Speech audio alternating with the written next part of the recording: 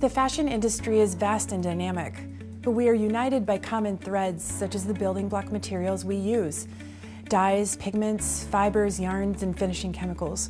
Fashion Positive is leading the charge to make verified material inputs for the circular economy. Instead of making, wearing, and trashing our clothes as we currently do, and in the process harming people and the environment, we can instead use our collective power to circulate positive impact. At the Cradle to Cradle Products Innovation Institute, we optimize materials against 5 attributes: material health, material reutilization, renewable energy and carbon management, water stewardship, and social fairness. These attributes are defined by the Cradle to Cradle Product Standard, which is the only certification in the world priming materials for the circular economy. The shift into materials as inputs for the circular economy begins at the gold level certification. At the gold level, every chemical substance in the material has been assessed down to 100 parts per million.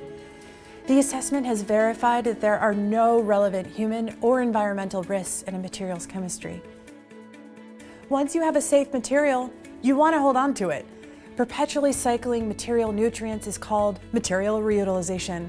The first step to design for both material health and material reutilization is understanding that we have 2 nutrient cycles: biological and technical.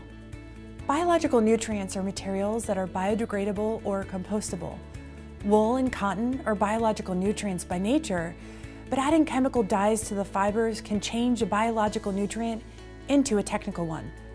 Biological materials should be circulated as long as possible before composting. Technical nutrients are man-made materials that cannot biodegrade. They may be dismantled and reused, or physically or chemically transformed, but are unable to be processed safely back into biological systems. Polyester and nylon are examples of technical nutrients. Understanding the difference between a biological and a technical nutrient will assist with circular design. Much of what happens in recycling across industries at the moment is what Cradle to Cradle calls downcycling. Downcycling means that a material is not reusable at the same quality level as the virgin material. For example, in fashion, we may chop garments into insulation or rags, extending their use, but only for a limited time.